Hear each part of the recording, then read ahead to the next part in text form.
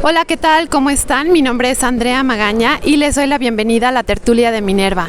El día de hoy estoy súper contenta porque estamos en entrevista con Fernanda Trías, escritora y profesora uruguaya. Buenos días, Fernanda, ¿cómo te encuentras? Hola, muy bien, muchas gracias por recibirme en este espacio. No, al contrario, para mí es un gusto, realmente es una delicia, porque ya te habíamos leído en un club de libro al cual pertenezco que se llama Club Rosa Azul y pues ya te habíamos leído desde hace tiempo y tenía muchas ganas de conocerte y principalmente hablar sobre tu obra. Entonces, antes de continuar, voy a presentar como un poco para que sepan qué es lo que has escrito. Autora de los libros Cuaderno para un solo ojo, La azotea, No soñarás flores, Mugre rosa y La ciudad invencible, de la cual estaremos platicando un poco más a profundidad el día de hoy. Pero quisiera empezar con Mugre rosa brevemente, porque no es tu primera vez en la FIL Guadalajara. En el 2021 obtuviste el premio de literatura Sor Juana Inés de la Cruz por tu libro Mugre rosa. Y te quería preguntar, ¿tú ya te habías acercado anteriormente a Sor Juana? ¿La has leído? ¿Te gusta? ¿Te llama la atención? Y también, ¿qué significó para ti obtener este premio? Sí, bueno, ¿lo agarro? Sí, creo que sería sí, por supuesto, o sea, toda la poesía de Sor Juana y su figura y lo que significó su renuncia, digamos, su postura, en realidad como todo lo que simbolizó con su carta, su famosa carta y luego su silencio sostenido, siempre me ha impactado mucho, ¿no? Cuando recibo la noticia del premio, claro, por supuesto, el premio no solo fue un honor que fuera el premio Sor Juana, que todas las escritoras soñamos con él.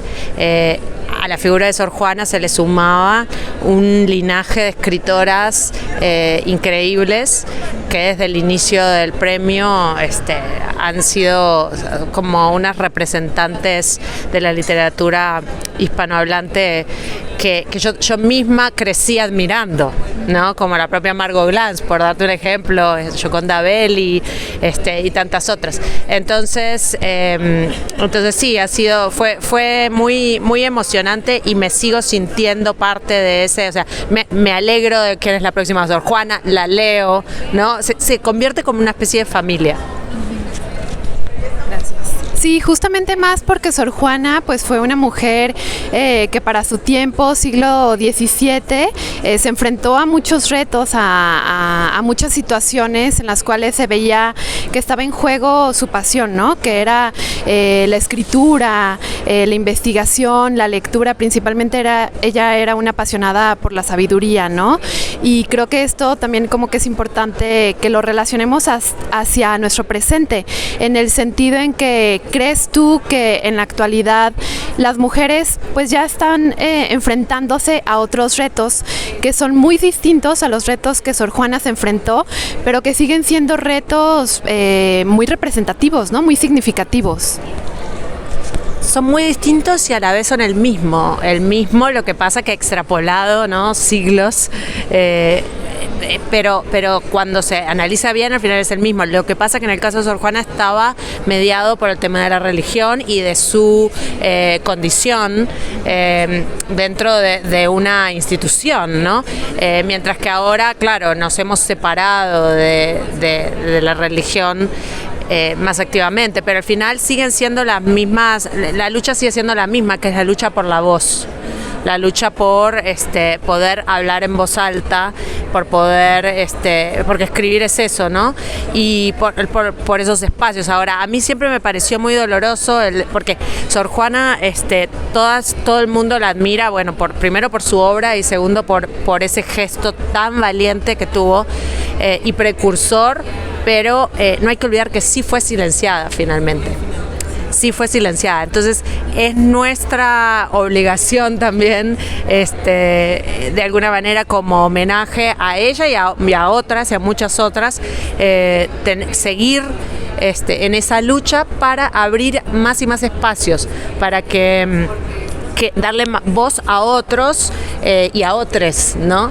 También ya no solo mujeres, sino que poder abrirle el espacio a todos los que están en lugares de vulnerabilidad y en lugares de invisibilización. Creo que esa es la tarea en este momento. Y si esto que mencionas que al final Sor Juana fue silenciada, pues justamente creo que también ahí radica la importancia de que ahora la leamos, ¿no? Que no la veamos como una monja que ahí estaba diciendo cosas y en el pasado, sino que todavía tiene historias que hacernos sentido, ¿no? Y recuerdo hace poco estaba viendo una entrevista en la que hablaste que las personas vivimos preocupadas por cosas sin ningún sentido, sin ver como el futuro y estamos muy inmersos en lo inminente y en el presente, ¿no? Y quisiera enfocar un poco mi pregunta hacia cuál crees que sea el camino para que nosotros podamos ampliar estos horizontes y que también pensemos no solamente en el presente, sino en el futuro y quizás intentar ver un futuro pues un poco más con sentido, ¿no? Yo no recuerdo cuándo habré dicho eso, porque claro, doy tantas entrevistas, pero creo entender que hablaba de Mugre Rosa, ¿no? Una de las cosas que me interesó cuando estaba escribiendo era pensar en un contexto en que está ocurriendo, ha ocurrido una catástrofe, pero digamos, la cuestión todavía no se ha terminado, todavía está ocurriendo, ¿no? Todavía está ocurriendo una catástrofe que puede ser el comienzo del fin del mundo, y en cambio adentro de la historia hay unos personajes que están preocupados por esas cosas humanas que a todas nos preocupan, que puede ser desde si tu mamá te da la suficiente aprobación, si te sientes, si el amor, si tu esposo te deja o no te deja cuando tal vez está terminando el mundo y vos estás preocupado por esas cosas. Pero al final eso es ser humano también, ¿no? Y eso es lo que a mí me interesaba, o sea, que no se puede hablar de una manera grandilocuente sobre estos problemas que nos están tocando, por ejemplo, que tienen que ver con el cambio climático. Al final hay que aterrizarlo a la historia de unos individuos, porque nos toca en lo personal y nos trastoca lo íntimo, lo personal, no es como una cosa que está allá, ¿no? Y sí siento, justamente por ahí venía la cosa, sí siento que estamos sí muy preocupados con un horizonte a corto plazo de temas que pueden ser políticos o de otro tipo, cuando en general como sociedad estamos en un proceso todavía de negación del gran problema climático, del gran problema ambiental, que si no nos encargamos de él, también va a anular todos los demás problemas, ¿no? Porque, digamos, sin planeta no, hasta ahora no hay otro lugar a donde ir, ¿no? Sí, justamente creo que esto es como que vale la pena que lo reflexionemos, ¿no? Y antes de pasar a la ciudad invencible, quisiera como cerrar un poco con Mugre Rosa, y aquí está Melissa con nosotros. En el Club del Libro Rosa Azul leemos puras mujeres, ¿no? Melissa es la fundadora del club, yo la verdad me uní ahí, me anexé, y uno de los primeros libros que leyeron en el club fue Mugre Rosa. Entonces, Melissa, no sé si quieras... Gracias. Hola, Fernanda. De verdad es un honor, estoy muy emocionada de estar contigo. Las chicas que integran el club de lectura Rosa Azul son ultra fans de Fernanda Trías, de verdad. Yo, no tengo como una pregunta en específico, solo quisiera mucho como agradecerte haber escrito Mugre Rosa. Para nosotras marcó... con que nos marcó mucho esta lectura, justo por lo que estás diciendo. En Mugre Rosa tú capturas las emociones en un mundo que está en declive y en un mundo que está como comenzando a su fin. Y haber pasado por la pandemia, y muchas de nosotras tuvimos como muchos problemas emocionales durante la pandemia, entonces nos reflejamos mucho en tu libro. Yo solo quiero como agradecer mucho que lo hayas escrito y nos hayas brindado como esta lectura maravillosa. Yo le puse un género inventado, ciencia ficción. Porque pues es un libro como de una especie de ciencia ficción que no, en donde leemos las emociones de los personajes, y eso no lo habíamos encontrado antes. Entonces te agradezco muchísimo. Otra compañera de nosotros del Club Rosa Azul, Joana, te fue a ver en el Arba hace unos meses, y ella fue la única del club que pudo ir, fue nuestra representante, si te acuerdas, sí, le firmaste el libro. Entonces bueno, ahorita estamos nosotras dos, también para que te des cuenta que realmente nos marcaste. Entonces te agradezco muchísimo. Y bueno, nada más como una pregunta rápida, leer mujeres, ¿por qué tendríamos que seguir leyendo mujeres? Bueno, primero, muchísimas gracias. Estoy siempre emocionada con lo que ha significado los clubes de lectura para el vínculo entre nosotras las autoras y las lectoras. Acá en México hay un movimiento muy fuerte de clubes de lecturas y muchas mujeres. Y uno de los momentos muy emotivos que tuve fue cuando hace 2 meses vine a Guadalajara y di esa conferencia en Larva. Me encontré con tu compañera, Joana, pero también había otra chica que estaba en otro club de lectura, también de mujeres, y las presenté, digamos, se conocieron ahí, intercambiaron números, quedaron en contacto, y yo dije, wow, esto sí es como estar viendo algo que está transformando la relación de las lectoras con los libros. Y entonces a mí, cuando me vienen algunas personas con esa actitud pesimista de el libro se está acabando, yo digo, no, justamente este es el momento en el que menos podría yo decir eso, y en el que más optimista soy de el papel de la lectura, ¿no? Y cómo eso puede tener un reflejo luego en las acciones concretas.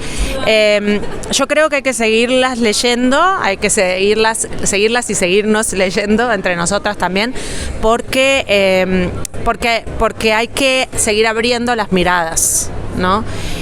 Todavía, aunque esto es un movimiento, una tendencia que empezó hace algunos años, posterior a 2015, en relación a toda la historia de la literatura, es un pelo en una larga línea de tiempo, y entonces falta todavía muchos relatos, mucho por contar, muchos relatos de miradas de mujeres, para que empecemos a completar un poco ese mosaico de diversidad de miradas, que es lo importante, ¿no? O sea, no se trata de quitar todas las demás miradas y dejar solo miradas de mujeres, sino justamente armar un gran mosaico, pero aún falta mucho, y a pesar de que hay unas propuestas maravillosas, sigue siendo una minoría dentro de un gran panorama, ¿no?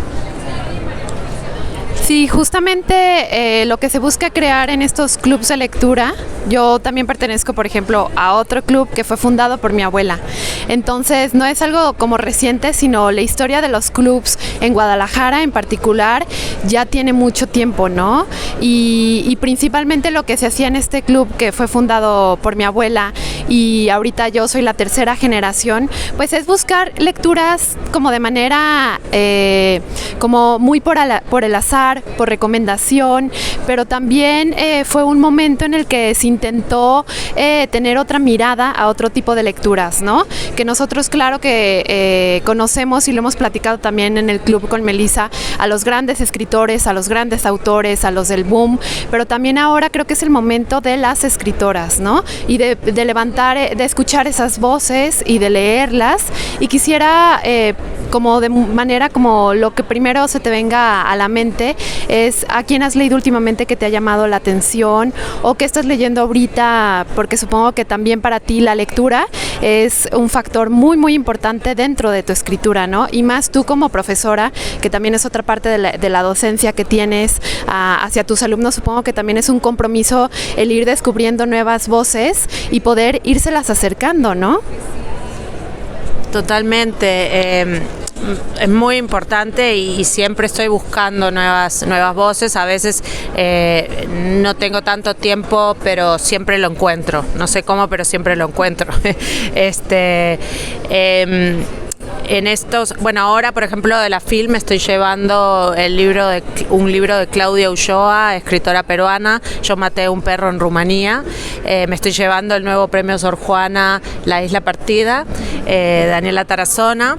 Me estoy llevando el volumen 2 de Tsunami, Sexto Piso, que son los ensayos feministas. Ya tenía el uno y ya lo había leído de las escritoras un poco mayores, y ahora entra toda la nueva generación. Me han hablado fabuloso de Dalia Lacerda, que ese ensayo me dijeron que es fenomenal. Que Dalia te presentó, ¿no? Dalia me presentó, entonces que me encantó hablar con Dalia sobre La Ciudad Invencible, porque también era como, bueno, dos generaciones, la nueva generación de escritoras que ella representa, ya hablando con una que está en el medio, digamos, y sin embargo teniendo muchos puntos en común, muchas cosas en común, y luego algunas experiencias distintas, por suerte para ellas, porque me alegro de que la nueva generación no haya tenido que pasar por las cosas que yo pasé, sí, y pudimos hablar un poco de eso, y fue muy emocionante. Luego también leí de mi generación el último libro de Emiliano Monge, justo antes del final,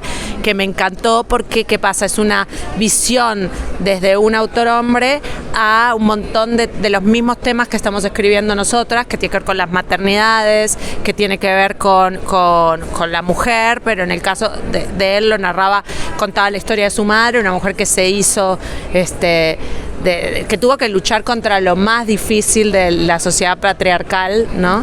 Y entonces también me encantó poder ver esa otra faceta de él. Así que bueno, sí tengo muchas lecturas para recomendar. Ya vi. Y ahora entrando de lleno a La Ciudad Invencible, que aquí lo tenemos, justamente supongo que el título de La Ciudad Invencible es porque te enfrentaste a ese Buenos Aires que empezó con un poco, tengo entendido y lo platicabas justamente en la presentación, como una invitación a hacer una crónica, pero después se terminó convirtiendo hacia la parte ya de la ficción, ¿no?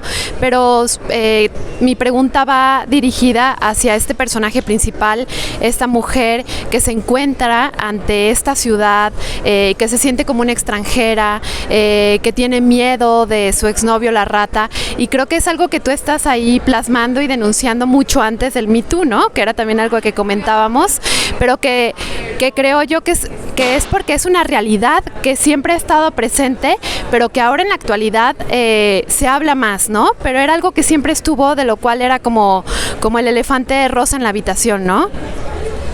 Sí, justamente esas eran las cosas que hablábamos con Dalia, porque Dalia me contaba que cuando ella empieza a escribir en 2015 le dicen que muchos de esos temas no eran universales, porque ella estaba escribiendo sobre las cosas que nos atraviesan más a las mujeres. Y qué gracioso que considerara a alguien que no es universal hablar sobre lo que atraviesa a la mitad de la población, ¿no?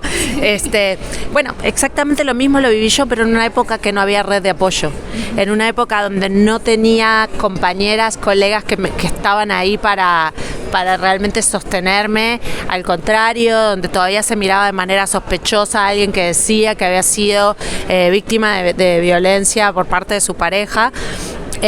Porque este libro yo lo escribí en 2012, se publicó en 2013 la primera edición, luego circuló muchísimo y se sigue reeditando, pero entonces ahí había fue un momento, fue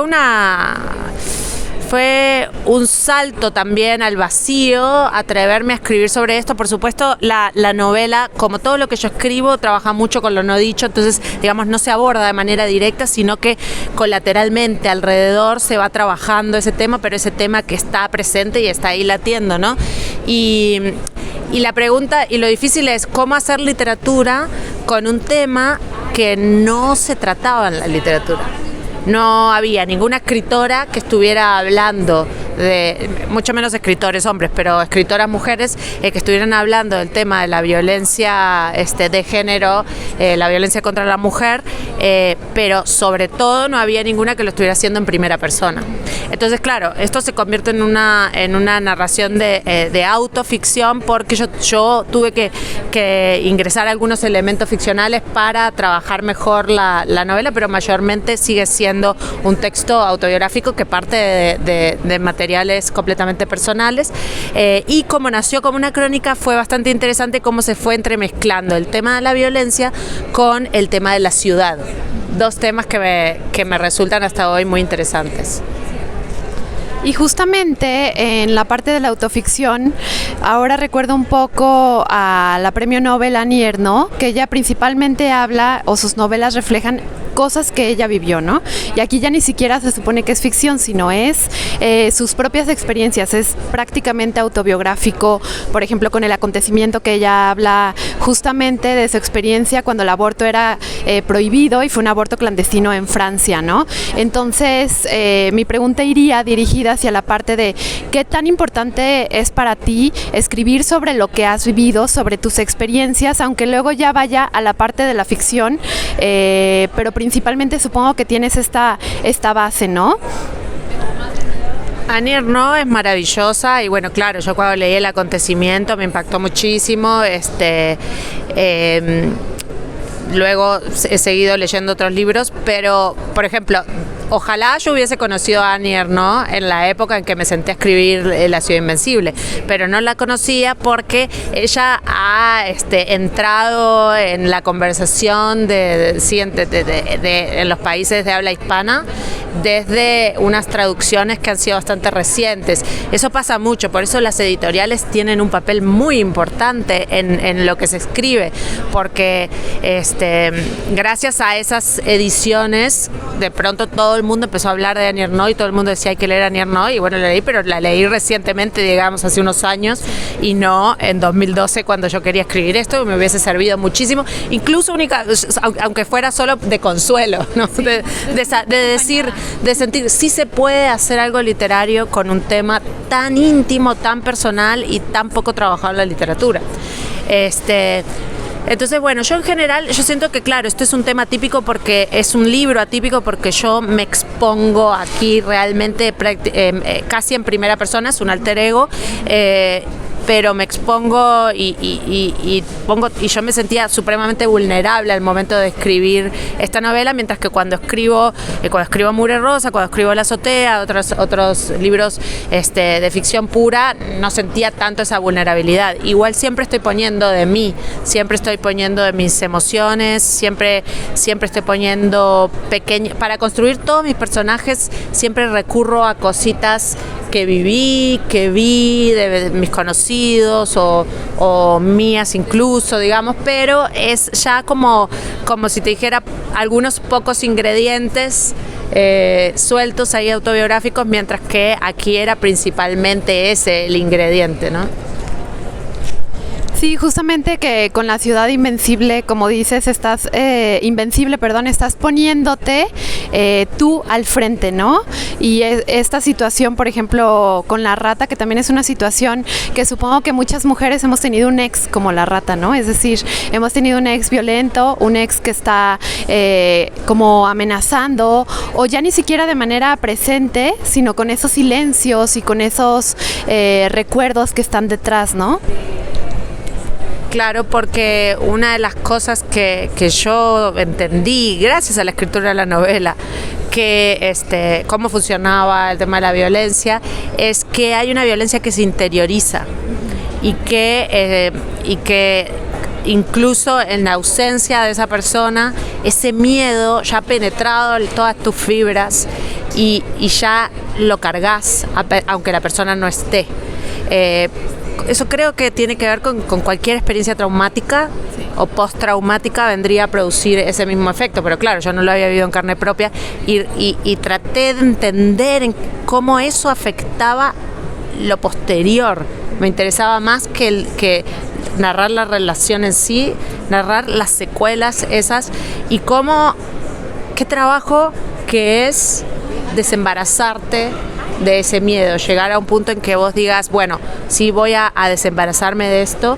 Ese es el gran desafío y creo que en realidad sobre eso trata La ciudad invencible, porque La ciudad invencible habla del periodo posterior y de un esfuerzo de la narradora, de la protagonista, por deshacerse de ese peso con el que carga. Ya nada más para cerrar, ¿por qué con Dharma Books? Bueno, quise continuar con Dharma Books porque, primero porque los libros son hermosos, segundo porque esta fue la primera editorial que apostó por mí cuando se publicó, antes que saliera Mugre Rosa en Random, La Azotea.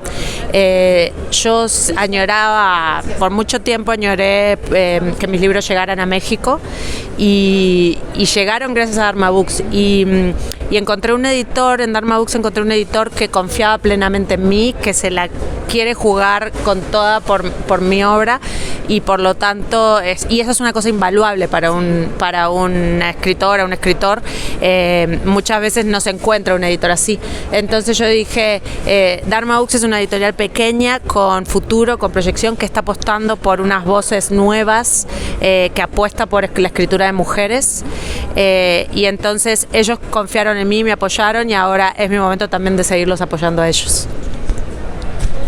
Bueno, pues muchísimas gracias, Fernanda, de verdad fue un gusto haber platicado contigo, poder compartir un poco el espacio, café, té, la mesa y pues nada, espero que te hayas sentido en casa aquí en la FIL y que nos estemos viendo el próximo año. Sí, muchas gracias, la verdad que sí me siento en casa y siempre voy a estar muy feliz de volver. Gracias a todos los que nos acompañaron en la tertulia de Minerva, hasta pronto.